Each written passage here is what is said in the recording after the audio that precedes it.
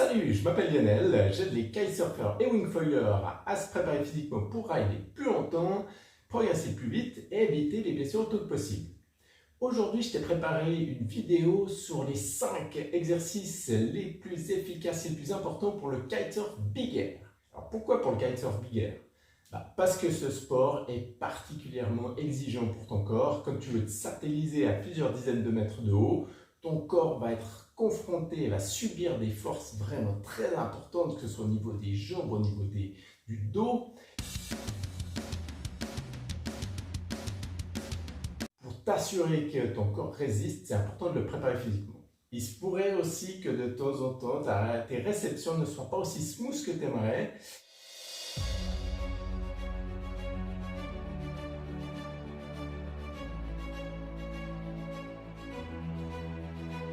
Ça peut même parfois se finir en gros crash et dans ce genre de conditions, c'est vraiment important d'avoir un corps à la fois souple et résistant pour éviter les blessures autant que possible. Donc aujourd'hui, je te présente les 5 exercices qui, d'après mon expérience, après avoir coaché des dizaines de kitesurfers, sont vraiment les plus importants, les plus efficaces et devraient être faits régulièrement par n'importe quelle personne qui veut se satelliser toujours plus haut et toujours plus haut. Je ferai au moins une autre vidéo sur ce sujet en fonction de l'intérêt, donc n'oublie pas de t'abonner à la chaîne pour ne pas les rater. Et on démarre directement avec les pistol squats sur une jambe. Les pistol squats, c'est un super exercice pour augmenter ta force, mais également améliorer ton équilibre. C'est un exercice difficile, donc c'est ce qu'il te faut. Le but va être de faire des squats sur une jambe tout en gardant l'autre jambe tendue devant toi. Pour y arriver, descends de plus en plus bas, garde les bras légèrement tendus devant toi, fixe un point devant toi pour aider pour l'équilibre. Garde des supports à portée de main au cas où tu perdrais quand même l'équilibre, mais essaye de les utiliser au minimum. Ne cherche pas la vitesse au début, mais plutôt l'équilibre et la propreté d'exécution.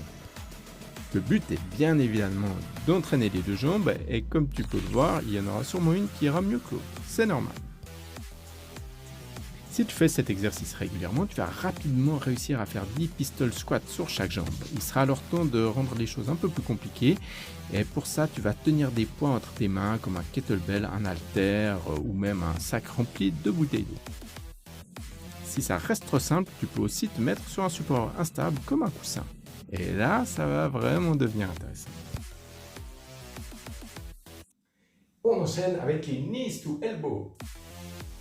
Le but de cet exercice va être de ramener tes genoux contre tes coudes. C'est un mouvement que tu vas faire souvent au kite pour faire des grabs ou des board-off, donc autant l'entraîner. Comme tu peux le voir, j'ai mis mon harnais pour le faire, car ton harnais va limiter un petit peu ta mobilité et va faire que tu vas utiliser certaines parties de tes abdos plutôt que d'autres. Donc c'est très utile de le mettre. Tu peux faire cet exercice suspendu à une barre ou en extension sur des barres à disques. Le mieux est de varier les deux pour que tu t'arrêtes quand tes abdos sont morts, pas quand tes bras sont fatigués. Fais des mouvements longs et contrôlés au début avec bien 1 seconde de pause en flexion maximale. Avant de passer au troisième exercice, sache que toutes ces vidéos, tous ces exercices viennent de mon nouveau programme spécialement dédié au kitesurf big air. Il contient une vingtaine d'entraînements progressifs qui vont te permettre de vraiment développer une condition physique parfaite pour le big air, mais aussi des conseils nutrition pour avoir toute l'énergie dont tu as besoin et récupérer optimalement, et des conseils préparation mentale pour progresser plus vite, pour aborder tes nouveaux tricks avec la bonne approche et surtout pour ne pas te décourager, pour réagir de la bonne manière si tu fais face à un palier, si tu n'arrives pas à progresser au-delà d'un certain niveau. Tu peux consulter mon site entraînement 3D pour aller voir les détails. Je te mets aussi le lien en description. Le programme est disponible sous différents formats avec ou sans coaching. C'est vraiment idéal. Tu as tout ce dont tu as besoin dedans pour développer un super niveau. On enchaîne avec les exercices d'équilibre sur un pied. En particulier, l'exercice qui consiste à boxer sur un pied, les yeux fermés. Les exercices d'équilibre sont hyper importants. D'une part, ils vont te permettre de tomber moins souvent, mais ils vont aussi renforcer tes articulations et du coup, en cas de crash, tu vas réduire les risques de blessures. Donc, il faut en ajouter absolument à ton programme. Commence de manière simple, en te mettant juste en équilibre sur un pied. Cela dit, ça va vite être beaucoup trop facile, donc tu vas fermer les yeux pour compliquer les choses. Une autre alternative est de te mettre sur un pied en équilibre et de faire des mouvements pour te déstabiliser. Par exemple, des mouvements de boxe. Ça permet de varier justement les déséquilibres dans toutes les directions. Tu peux enchaîner des coups de poing directs, des crochets, des uppercuts, tout ce que tu veux. Essaye de ne pas réfléchir à ce que tu vas faire pour que ton corps n'anticipe pas les mouvements. Une fois que tu es à l'aise, tu peux évidemment combiner les deux, fermer les yeux et boxer. Le but est d'aller toujours plus loin et l'étape suivante est de te mettre sur un support instable. Par exemple, un simple coussin fait déjà l'affaire au début. Ici, je te montre une alternative qui est le mouvement de l'avion. Donc, tu te mets toujours sur un pied, jambes légèrement fléchies, et tu penches ton corps en avant pour le garder à l'horizontale. Le quatrième exercice est plutôt un groupe d'exercices. Tu vas prendre ta twin tip et tu vas entraîner les board-off, les one-foot, les grabs, tout ce que tu fais d'habitude dans l'air. Il y a plusieurs bénéfices à faire ça. D'une part, tu vas augmenter ta force parce que c'est physique, donc tu feras tes mouvements plus rapidement. Mais d'autre part, tu vas augmenter et améliorer ta mémoire musculaire. Autrement dit, tu vas mémoriser les mouvements et tu les feras ensuite par réflexe quand tu seras en l'air. C'est super efficace pour les board-off et pour les grabs. Donc n'hésite pas à tenter toutes les variantes, tout ce qui te pose un petit peu problème sur l'eau, comme par exemple les grabs un petit peu tordus. Tu verras que ça te permettra de bien comprendre le mouvement. Fais-le aussi les yeux fermés pour vraiment travailler la précision. Tu peux t'entraîner couché sur le dos, c'est la solution de facilité, mais si tu arrives à trouver un endroit où tu peux t'asseoir et avoir les pieds en guillemets dans le vide, c'est encore plus efficace. Tu pourras continuer à faire des board-off et tout ce que tu veux dans une position qui se rapproche vraiment de la réalité, mais aussi tenter des board-offs by the fins qui sont plus compliqués et du coup nettement plus intéressants à travailler comme tu es à terre.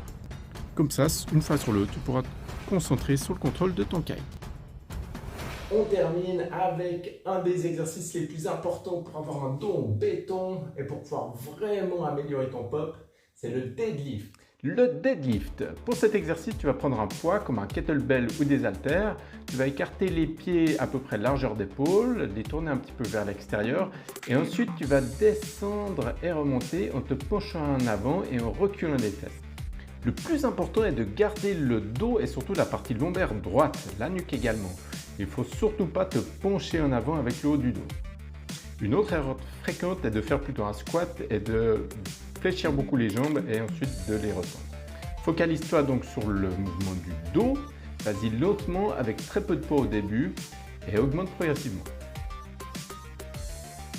Voici le mouvement de face, pense aussi à coller le haut de tes bras à ton corps comme si tu voulais écraser quelque chose entre ton biceps et tes côtes. Garde en tête qu'il faut avoir le dos droit du début à la fin de l'exercice et ne pas cambrer ni dans un sens ni dans l'autre. Je te conseille de faire ces exercices régulièrement, surtout quand tu ne vas pas kiter, quand il n'y a pas de vent. Fais-les au moins 1, 2, voire 3 fois par semaine s'il n'y a pas de vent. Et laisse toujours un jour de repos entre ta dernière session d'entraînement et ta prochaine session de kite. Donc s'il y a du vent mercredi, entraîne-toi au plus tard lundi. Voilà, n'oublie pas de t'abonner à la chaîne pour voir les vidéos suivantes. Si cette vidéo t'a plu et qu'elle t'a utile, ce serait super cool de me laisser un like. Et je te souhaite d'excellentes sessions et à bientôt. Ciao!